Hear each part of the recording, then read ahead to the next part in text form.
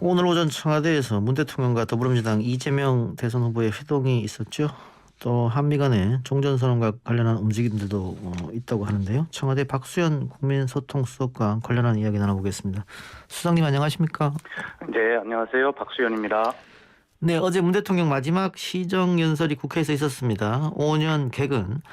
그 마지막 임기 때 보통 뭐 지지율이 떨어지고 등등 여러 가지 이유로 그 시정연설을 생략한 거 있었는데 대통령은 끝까지 참석했습니다. 의미가 있을 것 같습니다. 예, 그렇습니다. 이 다음 연도 예산안 시정연설을 보통 이제 하시게 되잖아요, 이때쯤에. 예. 근데 문재인 대통령은 임기 5년 동안 한 번도 빠지지 않고 직접 국회를 찾아서 시정연설을 했고, 임기 첫 해에 추경 예산 시정연설을 포함하면 모두 6번이나 직접 시정연설을 한 대통령이고 아주 이례적인 기록을 가지게 됩니다. 역대 대통령 중에는 대개 뭐 시정연설을 한 번도 안 하신 대통령님도 계시고요. 또 한두 번 이렇게 하셨는데 대개 국무총리를 통해서 대독을 하셨거든요. 예. 근데 아마 대통령께서 이렇게 직접 이렇게 하시는 것은 아마 국민의 대표기관인 국회에 대한 존중과 감사의 의미를 담고 있다. 저는 그렇게 생각을 합니다. 예.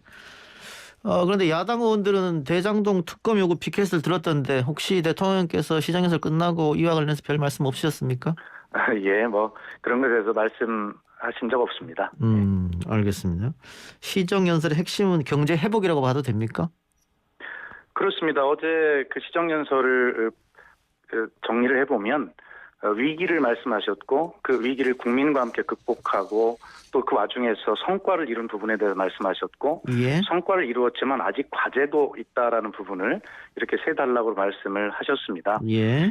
그러나 우리가 이제 그 과제를 해결하기 위해서는 우리가 이룬 성과에 대해서 자부심과 자신감을 가지고 그렇게 과제 해결에 지혜를 모으자 이런 호소의 말씀을 하신 것으로 그렇게 평가합니다. 알겠습니다. 오늘 오전에는 문 대통령이 민주당 이재명 대선 후보와 만났던데 뭐 5년 전 이야기도 하면서 뭐 분위기는 화기애애했던 것 같습니다. 글쎄요, 뭐 저희들이 지금 국회 국정감사를 받으러 와 있기 때문에요. 예. 그러니까 뭐 자세하게 알 수는 없습니다만, 아하. 하여튼 들리는 이야기로는 뭐 그렇게 좀 좋은 분위기 속에서 서로 덕담 축하해 주셨고, 또 코로나 위기나 기후 위기 대응 등 우리 대한민국이 당면한 여러 가지 현실에 대한 견해도 나눈 것으로 그렇게 했습니다. 예. 야당이 관련해서 선거 개입 아니냐 이런 주장을 하던데 혹시 야당 후보가 선출되면 뭐 청와대에서 만남 혹은 축하 전화 통화 이런 거 계획은 있나요? 예, 오늘 만남은 과거에 전례에 따라서 후보 측의 요청이 있을 시에 전례에 따라서 검토해서 이루어지게 된 것이고요. 예.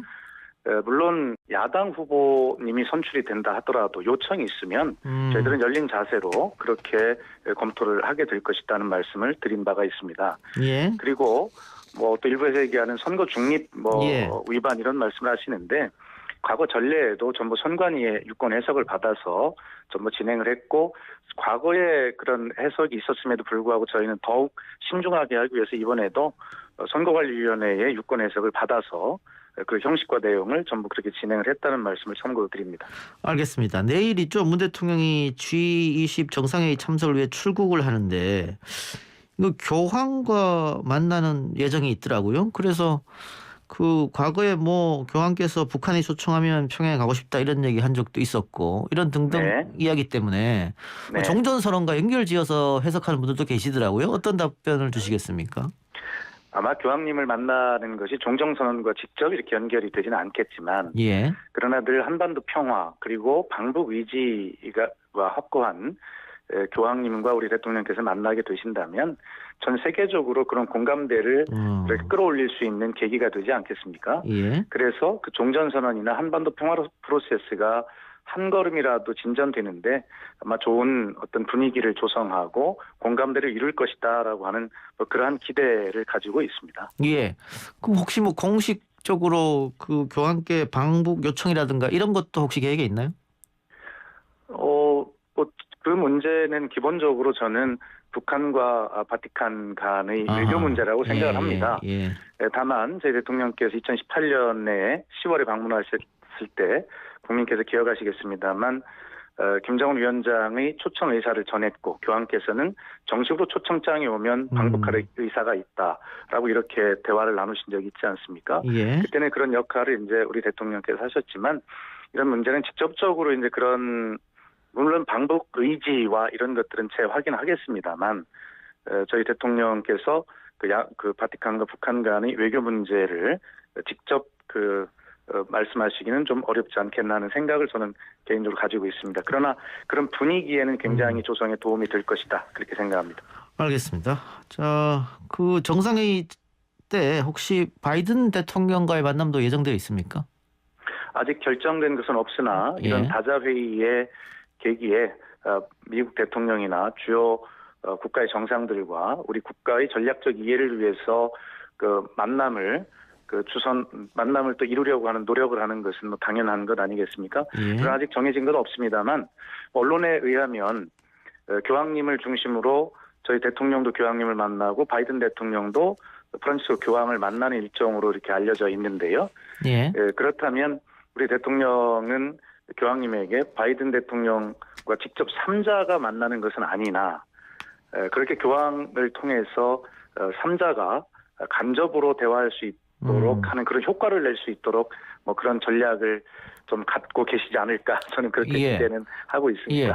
자, 대통령 임기가 이제 몇 개월 남지 않았는데 그 문 대통령이 처음에 취임할 때 핵심 국정 과제가 몇 개 있었습니다. 그 중에 하나가 또 남북 관계 복원일 텐데요. 네. 여기에 대해서 대통령도 굉장히 신경 쓰고 계시는 걸로 알고 있는데 종전선언에 관해서 혹은 남북 대화에 관해서 좀 진전이 있느냐 이렇게 질문해도 될까요? 어떻습니까? 예, 뭐 당연히 그렇게 질문을 하시겠죠. 예. 그러나 저희들 분위기는 그렇습니다. 우리 대통령 임기 내에 어디까지 가겠다라고 목표를 정해놓고 진행하고 있는 것이 아닙니다. 예.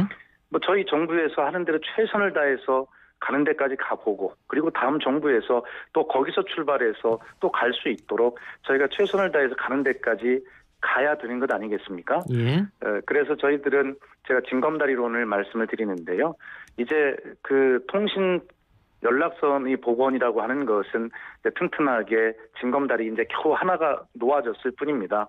이제 다음에는 이제 통일부에서 애초에 제안했던 뭐 화상회의 시스템의 구축이나 이런 징검다리를 또 하나 튼튼하게 놓고 그렇게 가다 보면 뭐 정상회담이라는 징검다리를 건널 수도 있고 그렇게 하다 보면 결과적으로는 강 너머에 있는 한반도 평화라는 곳에 도달할 수 있지 않겠습니까? 예.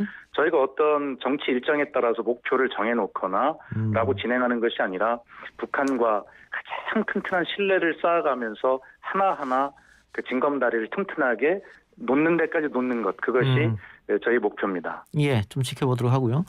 자, 11월 1일부터 이제 위드 코로나 단계적 일상 회복에 들어갑니다. 그래서 그동안 신음했던 우리 소상공인 자영업자들도 숨통이 좀 트일 것 같은데요. 조금 이른 이야기긴 합니다만 소비 진작 혹은 또 국민 1호 과거에 대통령이 또 약속한 게 있으니까 그런 차원에서 전국민 재난지원금 다시 한번 지급 이런 부분은 어떻게 논의는 혹시 되고 있나요? 그렇지만 그것에 대해서 제가 이 자리에서 말씀드리기는 적절치 않은 것 같고요. 예. 다만 말씀드릴 수 있는 것은 단계적 일상 회복에 저희가 이제 들어가게 될 텐데 예. 아마 29일 중대본 회의를 거쳐서 국민께 발표할 예정으로 있습니다만 그러나 지금 저희보다 백신 접종률도 높아서 앞서가서 그 일상 회복을 먼저 시행했던 나라들의 선례를 보면 예. 다시 이 어떤 그 확진자가 급증하고 있는 이런 현상들을 볼 수가 있지 않습니까? 그래서 이 단계적 일상 회복이라고 하는 일상 회복 앞에 반드시 단계적이라는 말을 붙이는 것은 이렇게 조심스럽게 가야 한다. 그리고 방역과 함께 가야 한다라고 하는 것에 대해서 저희가 그 강조를 하고 있는 것이고요. 그렇게 선진국의 사례와 우리 전문가들의 의견 이런 것들을 종합적으로 해서 정말 일상 회복도 어떤 뭐 실패라고 표현하면 그렇지만 우왕좌왕 없이 조금이라도 시행착오를 줄이면서 국민에게 더 빨리 일상 회복을 돌려드릴 수 있도록 저희가 최선의 지혜를 지금 짜내고 있고 아주 신중하게 그렇게 가고 있다라고 하는 말씀만 드리겠습니다. 알겠습니다. 끝으로요. 오늘 노태우 전 대통령이 사망했는데 그 지금 국정감사장에서 유영민 비서실장이 국가장 대상이긴 하나 국립묘지 안장은 정무적 판단이 필요하다 이렇게 답변했는데 한쪽에서는 현행법상 현충원 국립묘지 안장은 불가하다 또 이런 해석을 하더라고요. 혹시 어떤 생각이 계신지요? 예, 그 문제는 저희가 지금 국정감사장에 있기 때문에 저희 참모들끼리 자세히 논의를 하지 못했고 내일 아침에 논의를 할 예정인데요. 예. 지금 앵커께서 말씀하신 그런 여러 가지 법적인 문제, 절차적인 문제, 예. 또 국민 수용성의 문제 이런 것들을 기준으로 저희들이 잘 살펴볼 예정으로 있습니다. 예, 알겠습니다. 수석님 오늘 인터뷰 고맙습니다. 네, 감사합니다. 지금까지 청와대 박수현 국민소통 수석이었습니다.